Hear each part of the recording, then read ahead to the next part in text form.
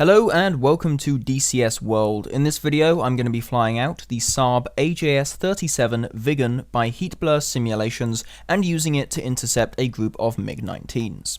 So let's get the Viggen started up. This is one of my favourite parts of the aircraft just because of how simple it is.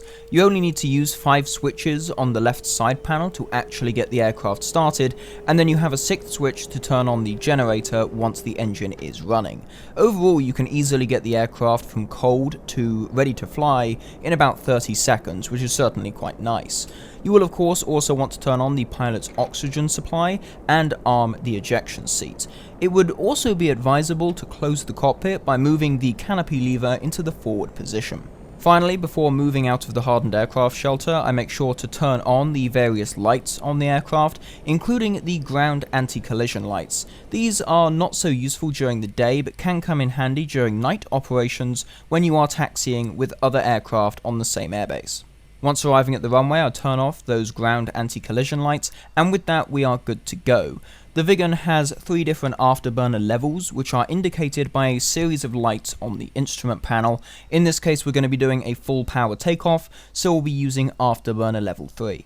So before taking off, I'm holding the brakes on, spooling up the engine, getting it to full power to allow us to have a fairly short takeoff run, and then we're off. And yeah, definitely does get going pretty quick. It is worth noting that after rotating, the Viggen does like to jump up quite quickly, so you will need to anticipate this and make sure that the elevator is trimmed down a bit prior to takeoff. As I approach the targets, it would of course be wise to set up the weapons. The missiles I will be using are RB-74s, of which I am carrying 4. The RB-74 is the Swedish designation for the AIM-9L Sidewinder, which is an all-aspect heat-seeking missile, meaning that you don't necessarily need to be behind the target to gain a lock. As for the setup for air-to-air missiles, the setup on the Viggen is quite simple for these weapons.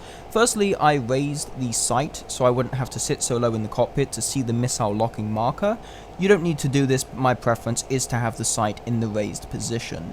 I then switched the master mode selector to ANF and the weapon selector to IR, after which I can then hear the Sidewinder's tone. For firing, you just need to release the trigger safely and hold the trigger, although it is worth noting that the missile will fire even if it has no lock, so do wait until you hear the locking tone, otherwise you will likely end up wasting the missile.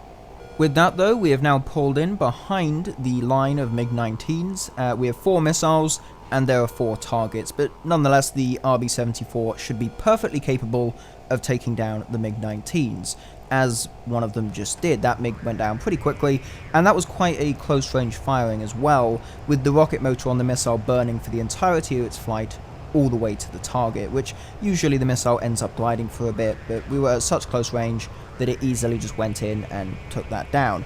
Second MiG-19, rocket motor stops, missile glides in, still takes down the target, no problem.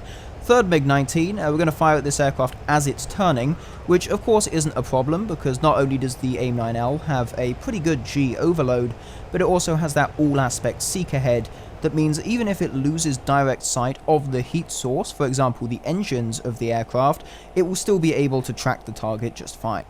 Before engaging the final MiG-19, I pulled away, climbed a little bit, and we're going to try diving on the target now, rather than coming in horizontally behind the target. So there's the MiG-19, we're diving in, about to get a lock. He's just flying along, following a sort of preset route, and yeah, we get locked up, fire the missile, and yeah, just kind of curves in nicely just to meet up with that target. And that's another relatively easy kill, as well as of course being at relatively close range, as was our first kill with the RB-74. So there we go, 4 MiG-19s, 4 missiles, 4 kills. However, attacking a group of MiG-19s is by no means pushing the RB-24 to its limits. It will of course commonly be facing much more modern opponents that have access to countermeasures such as flares that will be able to deter the missile. While this video is not supposed to demonstrate the maximum capability of the missiles, I have hopefully demonstrated how to set up and deploy these weapons effectively. It is also worth mentioning the other missiles on the Viggen, the RB-24 and the RB-24J, which are also versions of the AIM-9 Sidewinder, operate in the exact same manner as far as setup and firing. Now as we come into land, I have the opportunity to demonstrate a few more things. Firstly, the Viggen was quite well known for being able to operate from roads in the middle of nowhere, and this can be done in DCS with the placement of a far operating base. So to practice landing on roads, I will be landing on the taxiway. Now this also allows me to demonstrate my favourite feature of the Viggen, the thrust reverser. All you need to do is pull the thrust reverser lever before landing, and then once you have landed with weight on all wheels, it will engage. Throw on some power and, you should stop pretty fast.